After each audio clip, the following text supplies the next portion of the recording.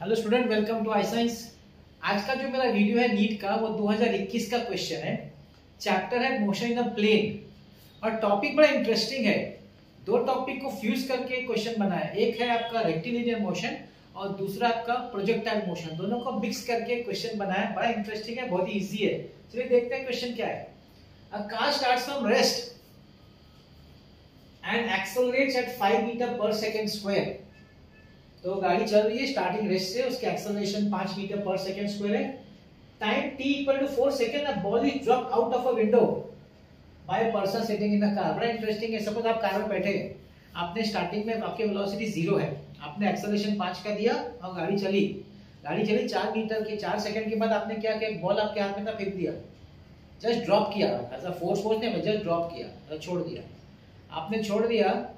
अब उस समय क्या होगा, आपने तो छोड़ दिया लेकिन वो बॉडी स्ट्रेट नहीं जाती है, वो बॉडी नीचे से सीधी नहीं गिरेगी। बॉडी क्या मोशन फॉलो करेगी, प्रोजेक्टाइल मोशन। देखिए समझाता हूँ कैसे। क्या होगा, ये बॉडी, ये बॉल है, बॉल आपके हाथ में, आप कार में, बॉल भी कार में, आप भी कार में, दोनों का सेम है, स्टार्टिंग u इक्वल 0 है। अब आपकी कार मूव कर रही है तो बॉल भी साथ में आपके साथ मूव कर रहा है। अब टाइम जो हो गया वो 4 सेकंड हो गया। अब आपने क्या कर दिया, आपने बॉल को गिरा दिया। बॉल को गिरा दिया और आप तो नहीं, आपकी कार तो आगे निकल गई, आपकी कार आगे निकल गई।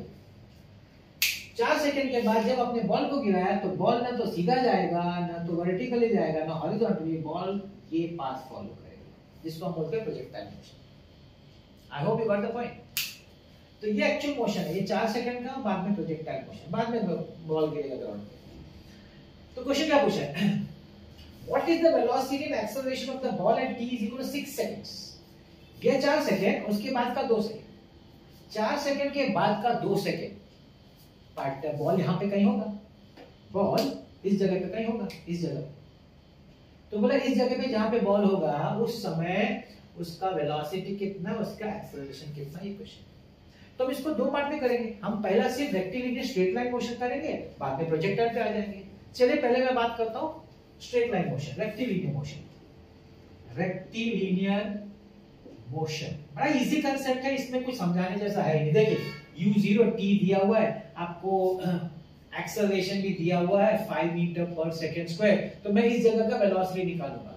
जिस समय बॉल ड्रॉप हुआ है उस समय की वेलोसिटी क्या है, v। तो हम यूज करेंगे v is equal to u plus 80। ये 0 है, ये आपका 5 है, टाइम 4 है, 20 मीटर पर सेकेंड। क्या मतलब है, जिस समय कार की स्पीड 20 मीटर पर सेकेंड, उस समय आपने या उस पर्सन ने बॉल को ऐसा ड्रॉप किया। कार की स्पीड 20, आपकी स्पीड 20, बॉल की भी स्पीड 20 और डायरेक्शन हॉरिजॉन्टल, याद रखिएगा। चलिए मैं आता हूं इसके पार्ट पे, सिर्फ इतना सा। कार बॉल, अभी मैं बॉल पे आ रहा हूं, कॉन्सेंट्रेट बॉल पे कर रहा हूं।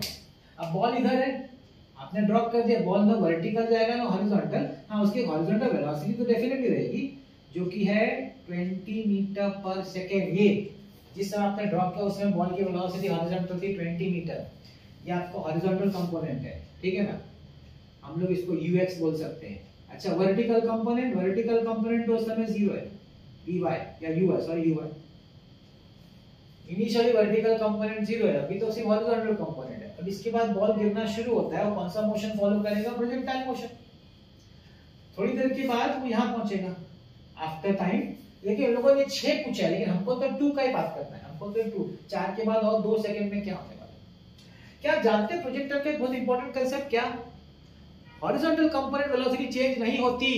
हॉरिजॉन्टल कंपोनेंट की वेलोसिटी चेंज नहीं होती, क्योंकि जो चेंज होता है वर्टिकल होता है, जिस पे ग्रेविटी एक्ट कर रही है। हॉरिजॉन्टल पे कोई फोर्स एक्ट नहीं कर रहा है, हम लोग एयर रेजिस्टेंस निग्लेक्ट कर देते हैं। तो इसका मतलब है कि हर जगह पे हॉरिजॉन्टल कंपोनेंट तो भाई वही रहेगा, 20 मीटर पर सेकंड। मैं बात कर रहा हूं 2 सेकंड बाद की। तो मुझे जानना है कि इस 2 सेकंड बाद में 2 सेकंड क्यों भाई, 4 सेकंड हो गया, 6 पे मतलब और 2 ही चाहिए। उस समय यहाँ की वर्टिकल कंपोनेंट कितना है, हॉरिजॉन्टल तो फिक्स है, वो चेंज नहीं होगा। गिरते दम ग्राउंड तक हॉरिजॉन्टल कंपोनेंट नहीं चेंज होगा, सिर्फ वर्टिकल कंपोनेंट चेंज होगा। भाई 2 सेकंड के बाद क्या होगा, वर्टिकल कंपोनेंट। चलिए वापस फॉर्मूला अप्लाई करते हैं। मैं बात कर रहा हूं अभी प्रोजेक्टाइल मोशन की।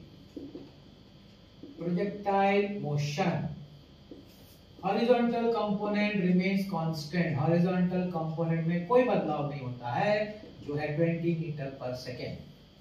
For vertical component, vertical component तो हम लोग यूज करेंगे Vy is equal to Uy plus Gt। अभी वर्टिकल कंपोनेंट इनिशियली मैंने बोला इनिशियली तो जीरो था क्योंकि कार तो हॉरिजॉन्टली मूव करती, वर्टिकल मोशन था ही नहीं इनिशियली जिस समय बॉल ड्रॉप हुआ है, ये तो जीरो है।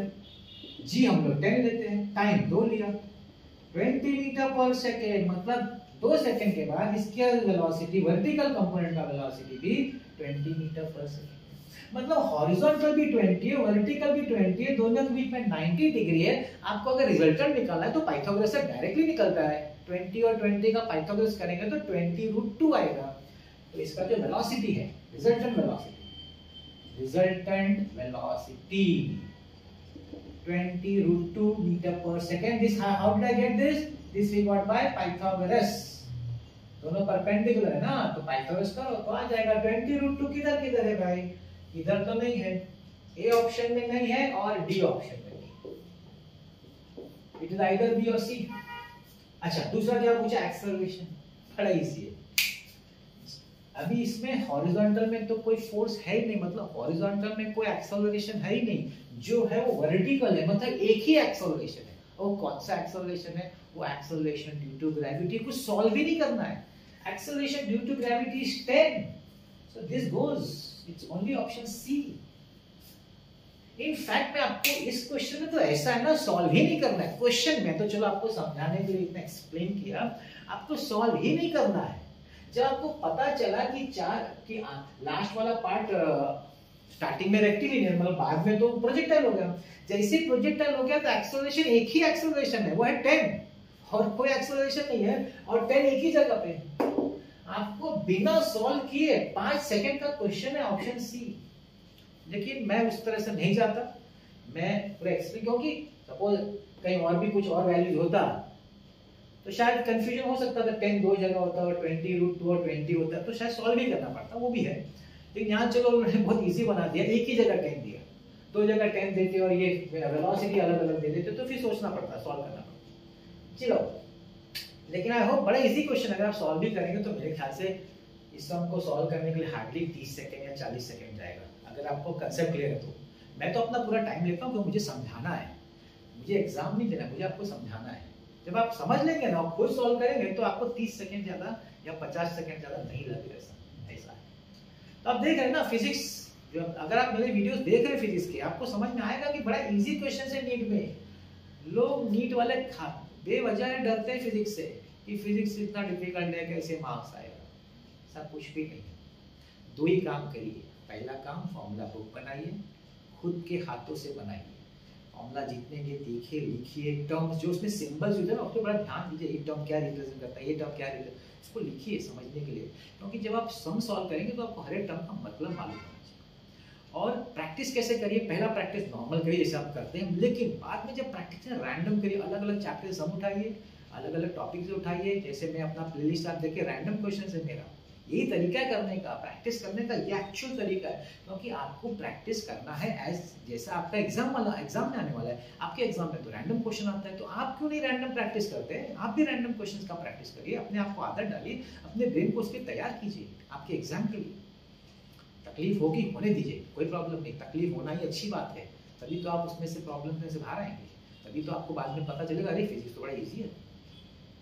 तो ऐसा करते रहिए। मेरे आप प्लेलिस्ट में देखिए, MSCT जेईई नीट का है, एडवांस का है, मेंस का है, तो वो भी आप देख सकते हैं। एडवांस छोड़ के और सब देख ही सकते हैं, ऑलमोस्ट सेम लेवल का है, तो आपको पता चलेगा कि काफी इजी क्वेश्चंस पूछे जाते हैं अगर आपका कांसेप्ट क्लियर है तो। ऐसे ही सब लाता रहूंगा। आज का मेरा वीडियो देखने के लिए बहुत बहुत धन्यवाद, थैंक यू वेरी मच।